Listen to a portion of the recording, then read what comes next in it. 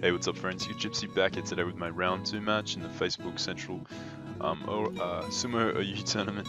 And today we're going up against NaughtJuly. So he's gone by July Sect in this match, but NaughtJuly was his like smuggle name.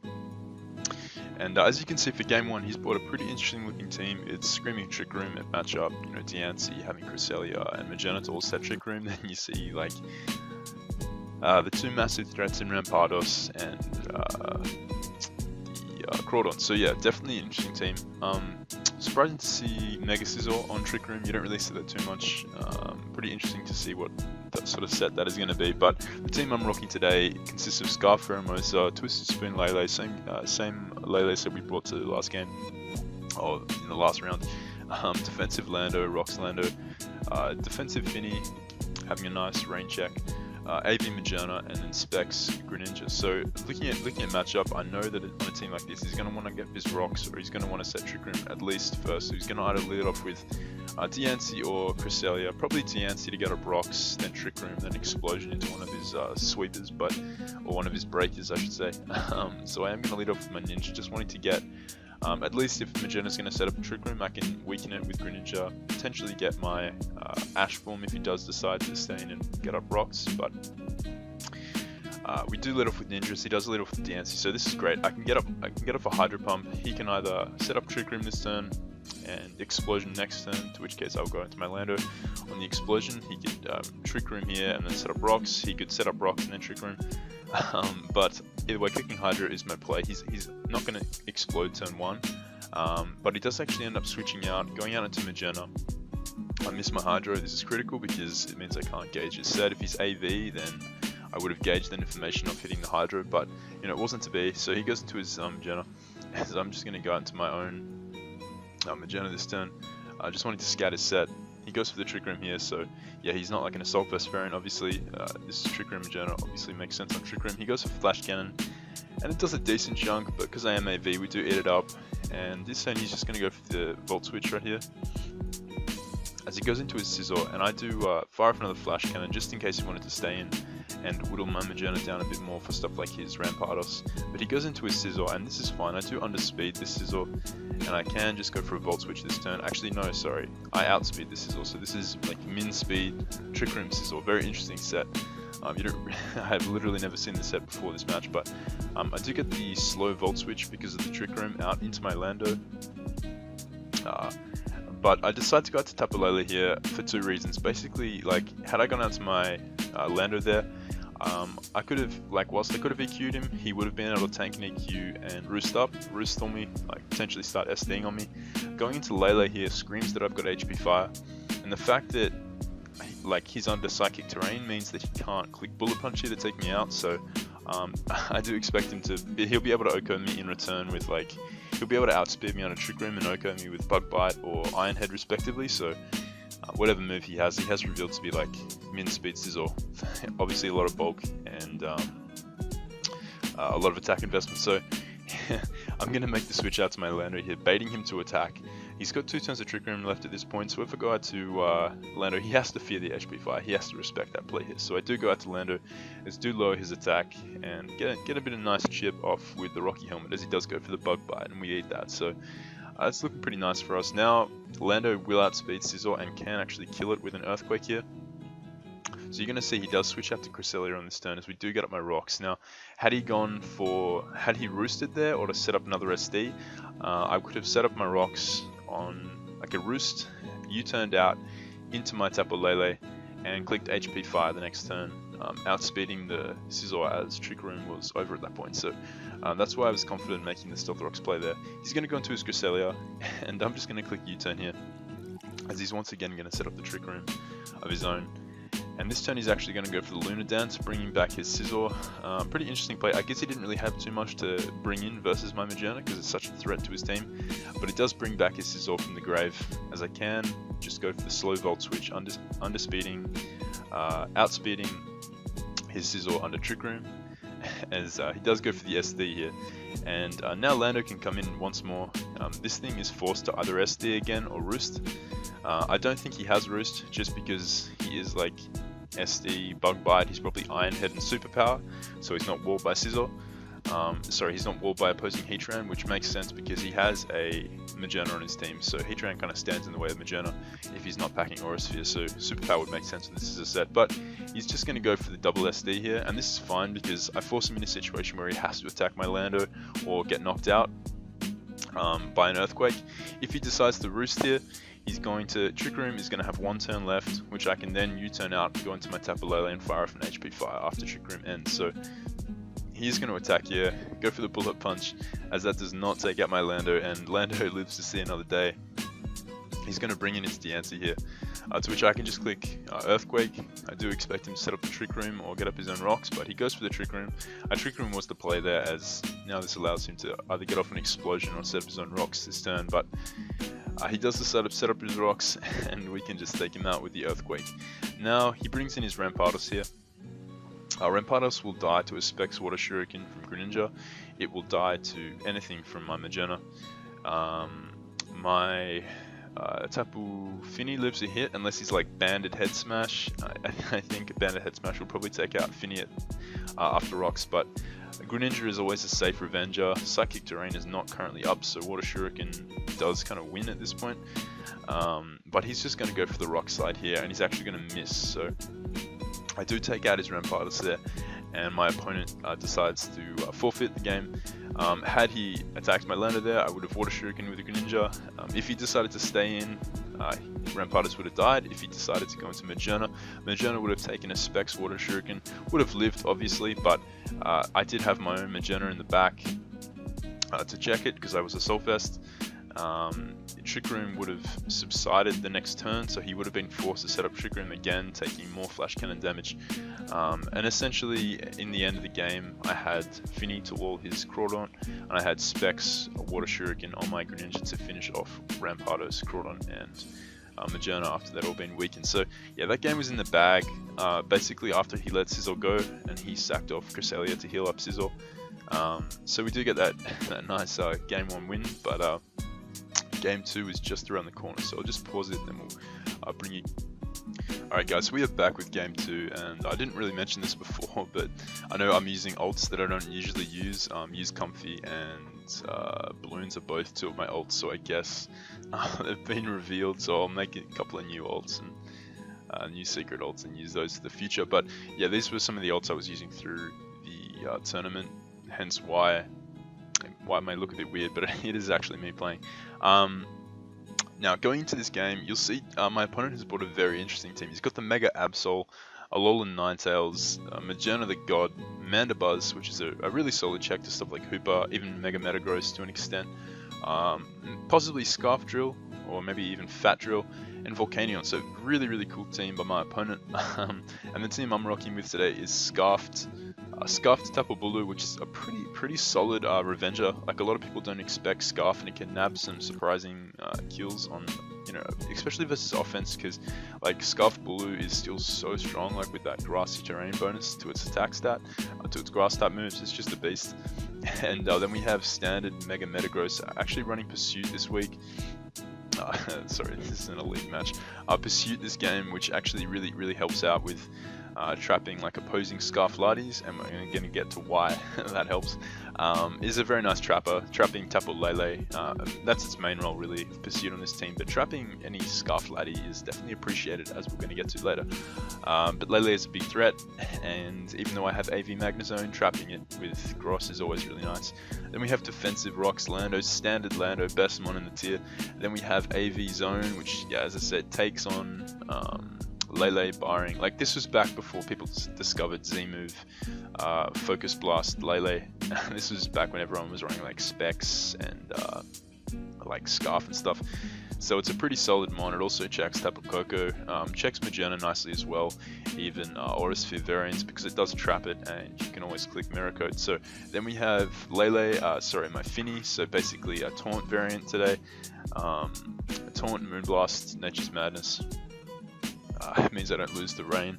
And then we have Scarf Garchomp. Now, if you look at his team, and you look back at Scarf Garchomp, and then you look back at his team again, you realize the only way I don't win by clicking EQ is if Mandibuzz is still around. So going into this match, like, the game plan here was weakening Mandibuzz, pressuring him with rocks, pressuring him with my with the threat of like Finny and Zone in the back, and forcing Mandibuzz in a situation where he can't recover too much till I can eventually take him out and sweep end game with Scarf Garchomp's EQ. So looking at his team though, I was really fearing the first turn Aura Veil by Ninetales, which is a really like obnoxious thing to deal with when he has stuff like potential Trick Room or Shift Gear Magearna. He may have like SD Absol. Just looking at his team, like the Light Screen Reflect combo from Aura Veil does make a lot of sense given that he does have setup potential here. So I wasn't about to let him like get a free setup. I lead off with a Mega Metagross who can comfortably pressure a turn 1 Ninetales with the Meteor Mash. Now, he does switch out here, not wanting to die to a Meteor Mash, as he goes out into his Volcanion. As I just fire off a Mash, it was my safest play. Like, I could have predicted him to go into like Mandy or Volcanion, but it just wasn't worth it, just in case he did decide to stay in and click the Aura Veil there. Now, going Volcanion was a really clever play in his part too, just in case I wanted to Ice Punch, predicting the Mandibuzz. Not that it would have done too much, but it still would have done a decent chunk, and I could have crit or frozen. Going into Volcanion there was really his best play. I get the Meteor Mash raise, and this means that he's forced to switch out in case I do have an Earthquake, Earthquake or T-Punch on this set. This was back before people were really running Thunder Punch.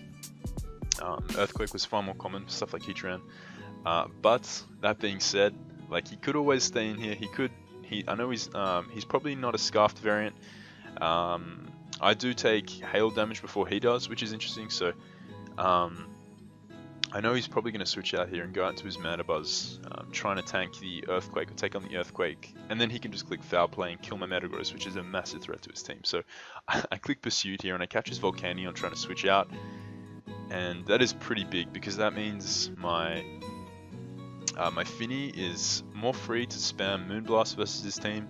Volcanion comfortably tanks like Moonblast and stuff from Finny. Although I can wear it down with Nature's Madness, it's really nice to have Volcanion weakened so I can get rocks up and just eliminate it from the game and pressure it with like Hail and Moonblast damage. So in comes Mandibuzz. I'm not about to stay in here. I can't OHKO it, and he can kill me in return with Foul Play, so I do just go out into my Lando. I do have knockoff on this Landorus, which is really solid for Mandibuzz, as it means that I can knock off its lefties and kind of wear it down quicker in the long run, you know, reducing that like passive recovery. But he makes the nice double out into his Ninetales, predicting my Landorus to come in there, or even perhaps my Tapu Bulu, which would have been a nice Foul Play check. As in comes his Ninetales, and I'm forced out here. I'm obviously not risking the Blizzard, but he does just go for the Aura Veil. And notice the Aura Veil turn. So when people usually run Ninetales, they usually like to run Light Clay on a setup team, but we don't know if his team is set up yet, so that's something to keep in mind. It looks like setup, but you know, that might not be what it is. So I'm just going to make the double here into my Landorus, predicting his Excadrill to come in there, either his Excadrill or his Volcanion.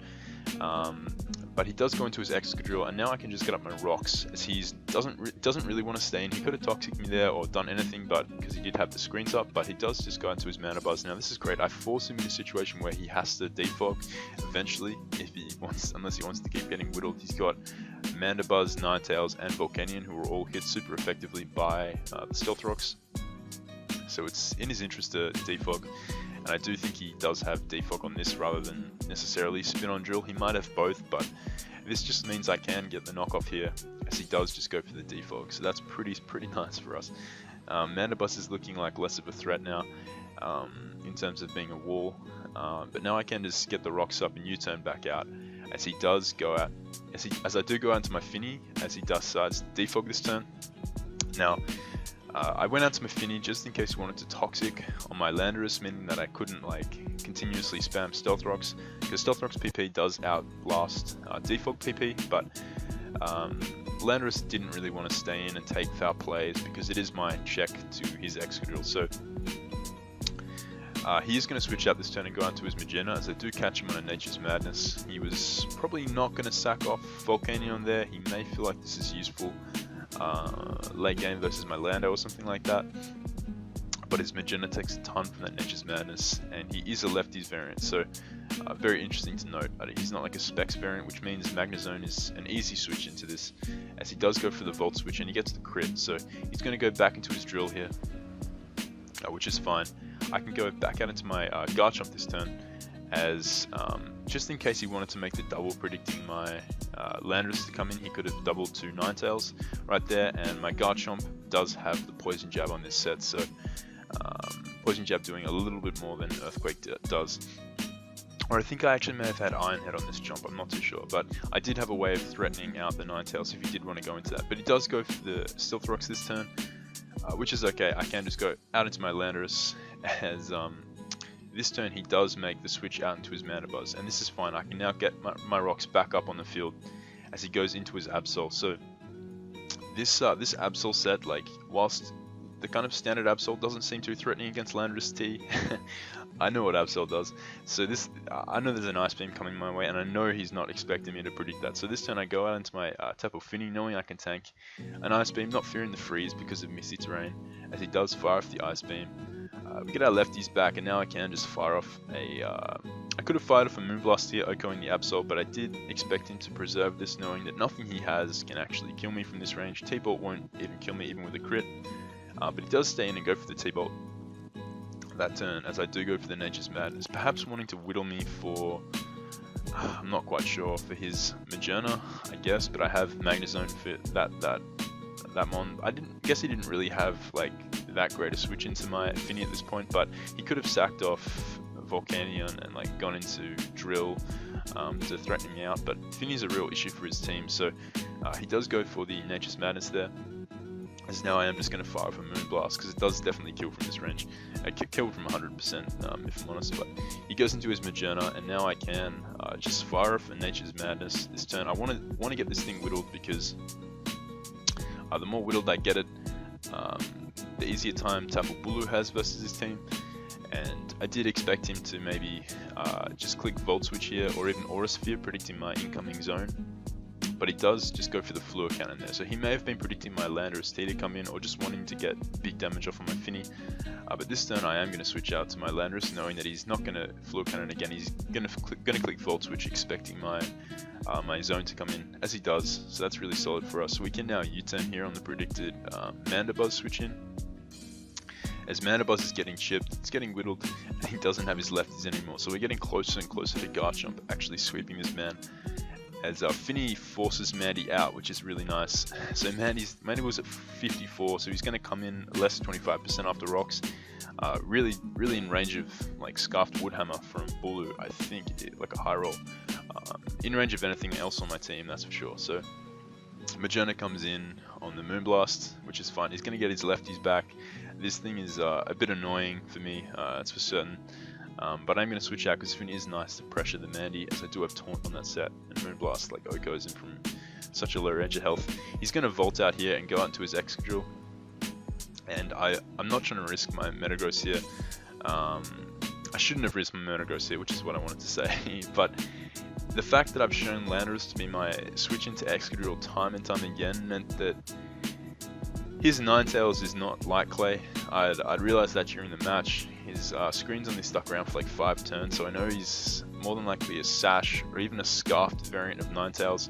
Either way, it would have easily taken out my Landorus had I switched to that turn, predicting the Excadrill to go for EQ here. So I do go for the medium match, as he does just go for the EQ. So he read me very well that turn, as he does take out my my Metagross, which is okay, because I do still have Bulu to surprise Oko any variant of Ninetales, barring a Scarf variant, which can actually outspeed me and kill me with Blizzard.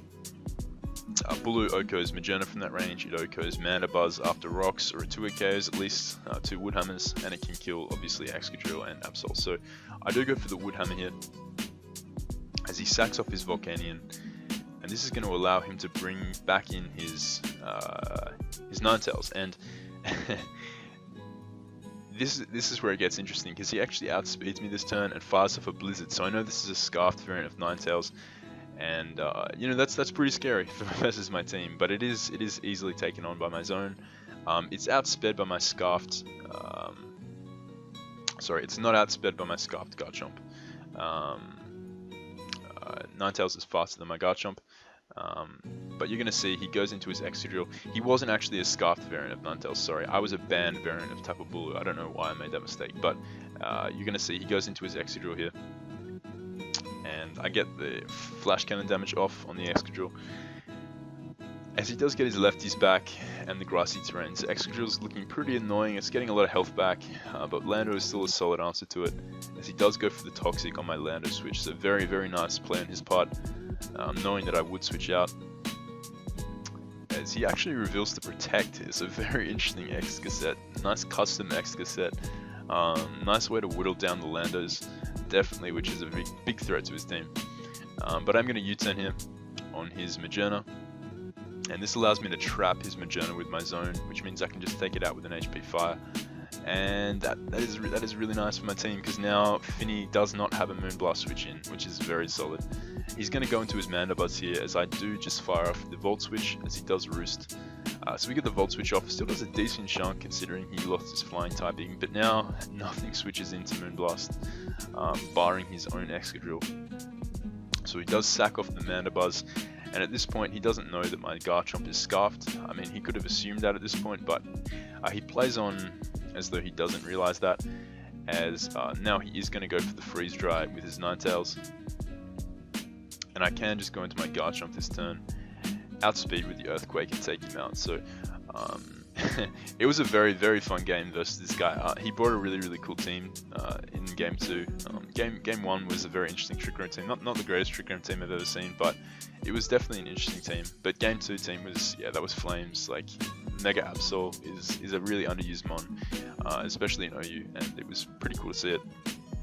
But yeah, pretty fun to just like play this game the way I did, preserving my Scarfchomp till the end and just pressuring the Mandy as best I could. That was my Game 2, my Round 2 versus NaughtJuly. I hope you guys enjoyed. Round 3 will be on its way. With each round that we climb, matches are going to be getting better and better and kind of more competitive, I guess you could say, with some really, really interesting teams later on in the tour. So I hope you guys enjoyed. Let me know your thoughts in the comments and drop a like if you did enjoy. And if you guys want to see more of this content, more Smogon and Draft League content, feel free to subscribe to the channel if you aren't already, and I will catch you guys next time.